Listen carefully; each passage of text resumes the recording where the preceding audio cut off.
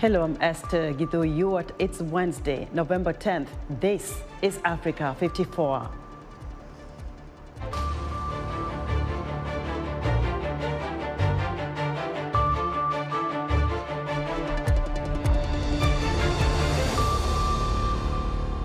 Political observers say a window is closing on a potential solution to the crisis in Ethiopia.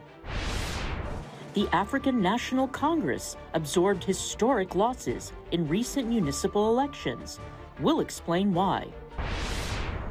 And why are women turning to seaweed farming in Kenya?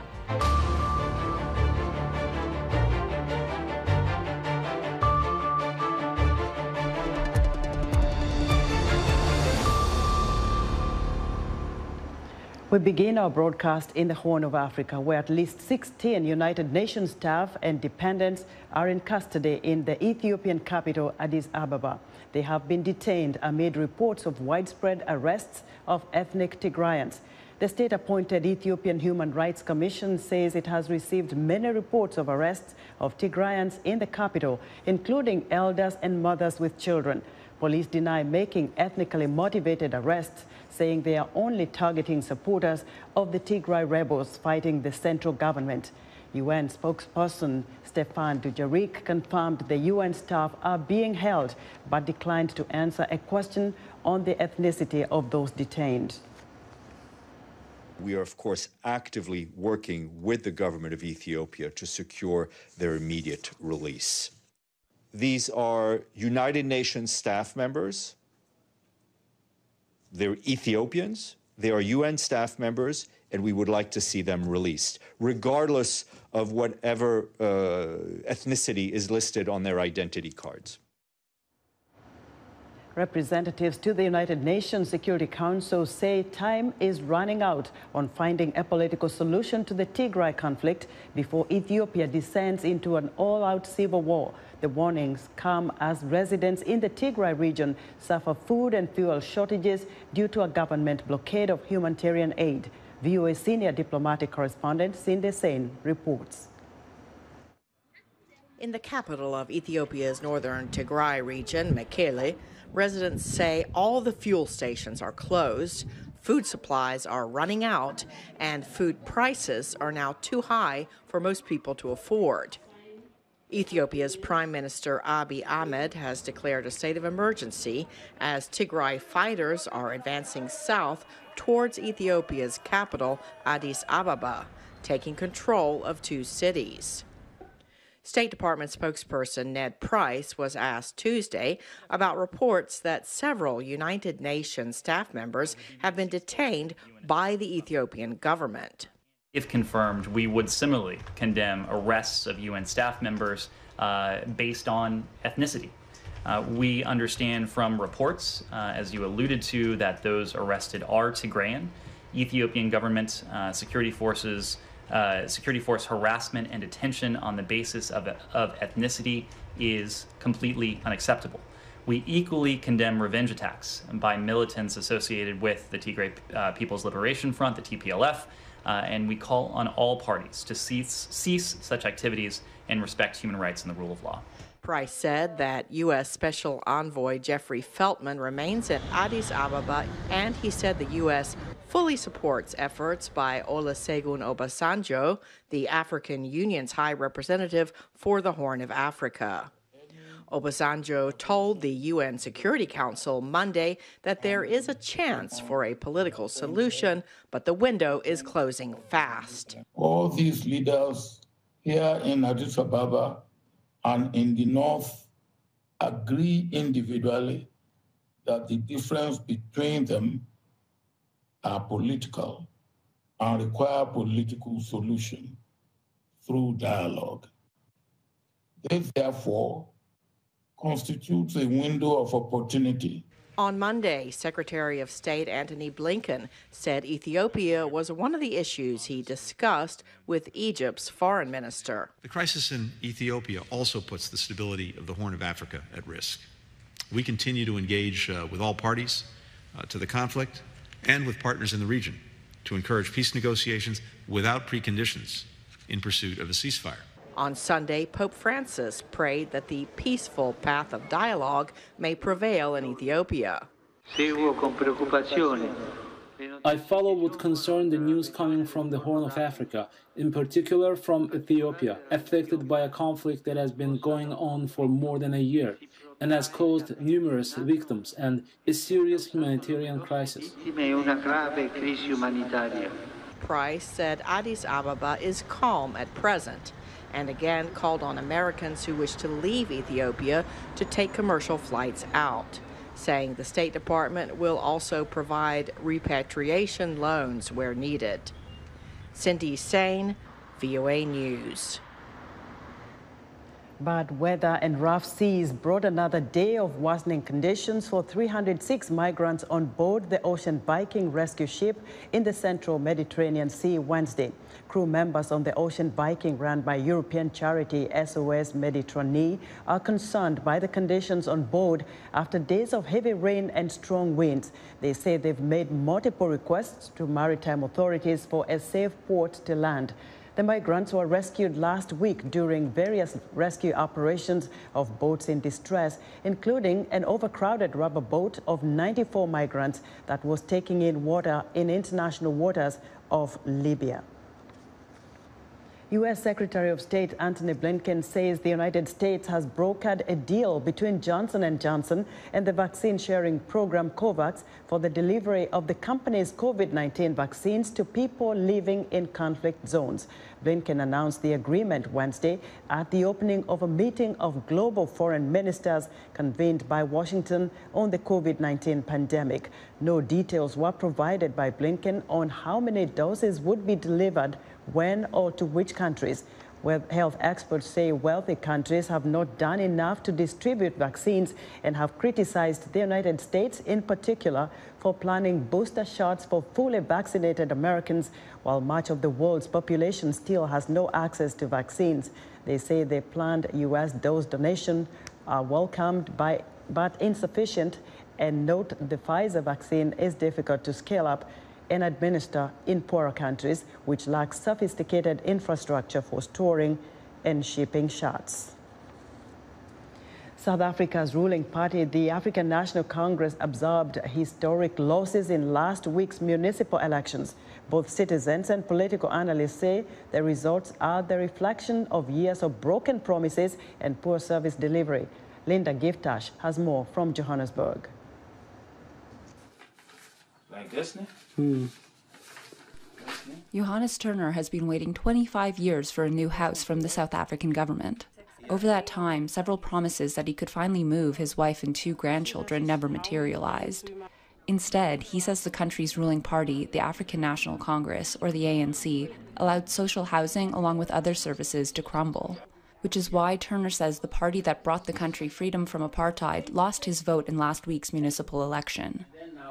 That's how we live here in this place in Kliptown. No, we suffer through the empty promises they make for us. We can talk about corruption and so on and so on and so on and so on. But that's a problem. No, you can't vote for a corrupt party. That's the overwhelming message South Africans sent to the ANC last week. For the first time since coming to power in 1994, the party received less than half the popular vote.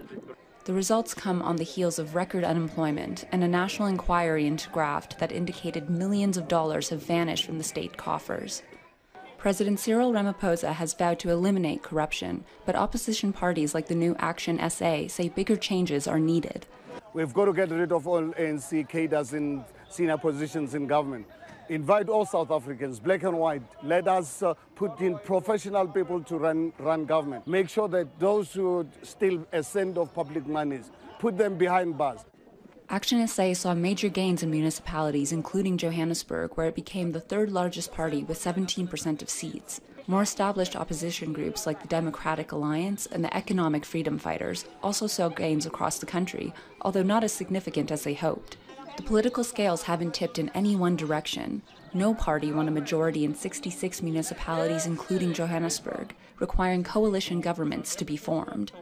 Unfortunately, what we've seen in South Africa up to now is coalition government centered around the interests of political leaders, individuals, or elites. We have not seen coalition governments around values, policy, and delivering services to people.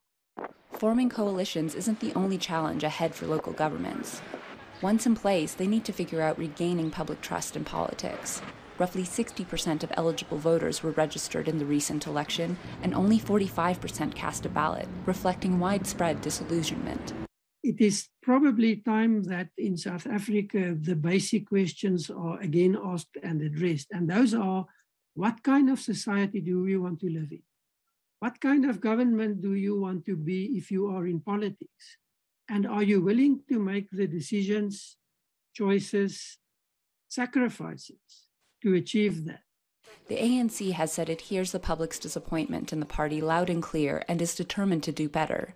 Meanwhile, opposition parties are hopeful they can win even greater support. They have 3 years to prove themselves worthy before the next national election. Linda Giftash for VOA News, Johannesburg. Rural women are farmers, small business entrepreneurs, and investors who dedicate most of their earnings to the well-being of their families and societies. Mombasa reporter Amina Chombo visited women who farm seaweed along the southern coast of Kenya. Grace Oyenubi narrates. Zuzi Bamvua grows cassava and other vegetables near her home in Yumbasita, a village on Kenya's southern coast. But a decade ago, she turned to agriculture as a way to make a better living for herself and her family. She and 29 other villagers, mostly women, started a group to cultivate seaweed commercially. Seaweed farming has helped me to buy cows and get milk. It helped my kids to go to school, so I'm very thankful. Sometimes we struggle because of the wind, but if the ocean is calm, then seaweed farming is very good compared to other types of farming. Seaweed such as kelp is rich in nutrients and good for human consumption. Seaweed also is an ingredient in foods as well as in medicine, toothpaste, cosmetics, fertilizer, according to the Borgon Project, a non-partisan group that fights poverty. Bamvua says the group can harvest seaweed every 45 days. Most of the harvest in coastal Kenya gets exported to Tanzania, which buys and then resells it to countries such as Denmark, Spain, France, and the United States. Bakari Vamvua, chairman and advisor to the Yumbasita group, says seaweed farming has improved the lives of women, many of whom have limited formal education. We have started building better houses. We harvest seaweed, we make soaps, lotion, and sell them. We also have future plans. The drought affecting much of East Africa is less of a problem with seaweed farming. But Mama Binti Mohammed, one of the Yumbasita farmers, points out other obstacles: simplistic technology for drying the seaweed and limited space to store it. We need a better method to dry seaweed during the rainy season and not waste it. We have no storage, we have no drying tables, so we depend on the sun to dry. But when the rain comes, it destroys our seaweed. Esther Ngulu, who directs Mombasa County's Office of Gender and Youth, says rural women face another barrier to business. Most of the time, information doesn't reach the villages where they live, so they aren't aware of loan opportunities or entrepreneurship training offered in towns. Pilot projects in commercial seaweed farming started in Kenya and Tanzania in the 1980s. Seaweed farming has taken off in the Tanzanian archipelago of Zanzibar. The region exported $5.2 million worth of the crop in 2019, ABC News reported, citing Bank of Zanzibar data. Seaweed farming's growth has been slower in Kenya, but is picking up thanks to farmers like Bamvua. We saw that seaweed farming is good, and now we are managing it. Researchers say seaweed farming is also good for the environment, providing habitat for marine life and reducing the risk of coastal erosion. For Amina Chombo in Mombasa, Kenya, Grace Oyenubi, VOA News. A Kenyan court is ordering the husband of Olympic athlete Agnes Tirop to take a mental health test before entering a plea over her alleged murder. David Doyle reports. A court has ordered the husband of Kenyan Olympic athlete Agnes Tirop, who has been arraigned on suspicion of her murder, to undergo a mental health test before entering a plea. Tirop was found stabbed to death in the town of Itan last month, in a case that has shone a spotlight on violence against women in Kenya. Her husband, Ibrahim Rotich, was arrested the next day in the coastal city Mombasa. Police said he'd been trying to flee the country. Tirop was a bronze medalist at the 2017 and 2019 World Championships in the 10,000 metres, and in September smashed the women-only 10-kilometre world record in Germany. Rotich appeared in court on Tuesday, where he was ordered to take the mental health test before a plea hearing on November the 16th. Neither Rotich nor his representatives have made any public comments on the case. That was David Doyle of Reuters reporting. Let us know what you think about Africa 54 during the discussion on Facebook. The address is Africa 54. We're also streaming our broadcast live on Facebook. Please watch and share our show with your friends. Also, check out our headlines 24/7 on voaafrica.com. Still to come, France agrees to return looted artworks to Benin. But first, Heidi Adams tells us what's coming up on Wednesday's Straight Talk Africa. Be sure to join me for the next Straight Talk Africa as we look at coup d'etats in Africa.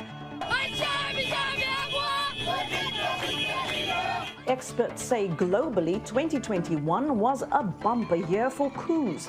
From Sudan and Chad, Guinea, Mali and Tunisia, we'll look at the causes and consequences of the latest series of takeovers and attempted coups in African countries. Join me, Heidi Adams, on the next Straight Talk Africa.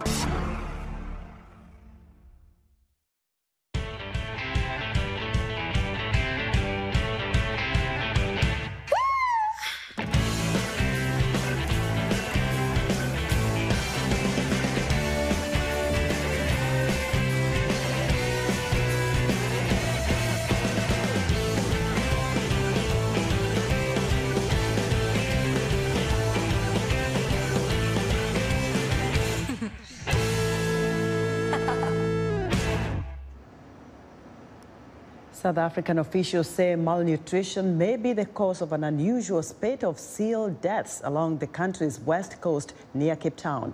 Clara Frank has the story. South African officials are investigating an alarming spike in seal deaths. Scores of seal carcasses have been washing up on beaches in Cape Town and along the rugged coastline north of the city. James Brent Steyen, a spokesman for the Western Cape Province's Environmental Department, said seal deaths are considered normal at this time of year, but not to this extent. One of the early theories is that it might be malnutrition. Lots of the seal carcasses are small and seem to be thin, so it might be due to malnutrition, lack of food in the oceans, but it is only a theory. We hope to have a further full clarity when the reports come back from the state veterinary services. The provincial government said last week it had buried almost 200 seals. Experts believe an avian influenza epidemic affecting wild seabirds in the area is probably not behind the spate of seal deaths. Clara Frank, Washington. Benin President Patrice Talon met with his French counterpart Emmanuel Macron on Tuesday as the return of 26 artworks looted from the former French colony was formally agreed. Rihanna Oliver has more. France and Benin formally sealed an agreement on Tuesday for the return of 26 artworks to the one-time French colony. Benin's President Patrice Talon met with his French counterpart Emmanuel Macron in Paris, where the latter praised Benin's courage to demand and demand again what was owed to you. Le geste d'aujourd'hui est la possibilité pour Today's gesture is the possibility for the youth of Benin, of Africa, to see again the works of its history and heritage, to be able to admire them at home. And I wish for this movement to carry on, and that what is universal be accessible in Cotonou as much as in Paris. And we will continue this work together. Thank you, President. Merci, Président. The 26 artefacts were stolen from the Kingdom of Abomey in 1892. They have been displayed at the Kai Branly Museum ahead of the official restitution. The works are among 5,000 requested by Benin, a point made by Talon. But Mr. President, dear Mr. President, cher Président, convenez avec moi. You'll agree with me that the restitution of 26 artworks we're celebrating today que nous consacrons aujourd'hui n'est qu'une étape. Is only a step in the ambitious process of equity and of restitution of memorial heritage des patrimoines mémoriels extorted from the territory of the Benin Kingdom by France. The handover marks a milestone in the years-long fight by African countries to recover pillaged works, and at a time when numerous European institutions are grappling with the cultural legacies of colonialism. That was Rhiannon Oliver of Reuters reporting. A recent study by the African Development Bank says less than 25% of African higher education students pursue STEM-related career fields. In Ghana, a youth-led Elevate network goes directly to high schools across the country, encouraging students to pursue entrepreneurship and STEM-related fields. Africa 54 technology correspondent Paul Ndiho spoke to Evans Ofori, founder of Elevate Network in Accra, Ghana. Evans Ofori, welcome to Africa 54. Thank you very much. You are literally building an army of young entrepreneurs and young people in the STEM program. You've taken this program to high school. How incredible is that? Thank you very much, and I really appreciate that. A lot of people are saying that I'm building an army of entrepreneurs in Ghana. I mean, for the past 6 years, Elevate Network has worked diligently to expand its reach into Ghana's premier high schools across the country, bringing, STEAM and entrepreneurship training to over 10,000 students. After half a decade engagement to high schools, I've realized that the change we are looking for starts with us. And how does it start with us? It starts with us because we are now in the fourth industrial revolution. So how do we bring Gen Z, or how do we bring the younger people into the industry by giving them access to the tools and the resources and the training that they need to be able to become the change that we seek? So that has actually propelled us to be able to, do all these programs for senior high schools across the country, starting with,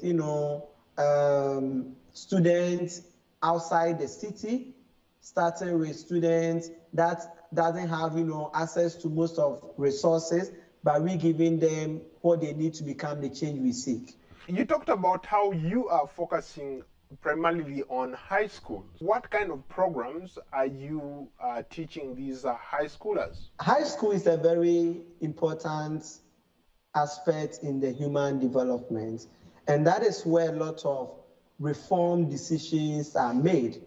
Example is that in high school, I'm sitting in the same class with somebody who wants to be a doctor, and I want to be a nurse. And we are all in the same classroom. But how do we, build ourselves? How do we become the change we see? We think that is where, decisions are made. That is also where there are a lot of potentials in high schools. Most of these students, their mind is fresh. They've not been polluted by the system. They have the energy for the change. They only need guidance. they only need support. So that is why we focus mainly on high schools. Trained more than 10,000 students across Ghana. How are you able to do that in a very short period of time? We're very focused and intentional about our numbers and the number of students we want to basically impart. We have two types of programs, which is the Power of You and our Prodigy program. The Power of You is basically a STEAM and entrepreneurship summit, all roll out into, pep rally talks, concerts, fun, entertainment, more like entertainment, which brings a lot of students together because students want to learn. But how do you package the learning into something that when they come, they feel like, that is it, I don't want to lose, I don't want to miss any of their programs because it's not the usual way I'm going to sit there to listen to people talk and there's nothing. Specifically, what programs are you focused on? We focus mainly on STEAM and entrepreneurship. And under the STEAM, we focus on, robotics, Internet of Things, and programming. So these are the areas that we focus on the STEAM. Then we have the art aspect in it. The art aspect, we focus on, painting, we focus on branding, we focus on architecture, we focus on design thinking and all of them. Then under the entrepreneurship, we train them how to, set up their own businesses, how to think outside the scope, how to, build a global brand, not looking at it from an angle that, oh, because I'm a student, I can do anything anyhow. Some of our students have won, global competitions. Some of them are even still going to win more. So we train them to be able to be industry readiness. So that is basically what we focus on. Thank you so much for your time, Evans. Thank you very much. That was Africa 54 Tech correspondent Paul Diho speaking to Evans Ofori, founder of Elevate Network based in Accra, Ghana. And that's our show for today. Be sure to watch Africa 54 on our website at voaafrica.com. From all of us in Washington, thanks for watching.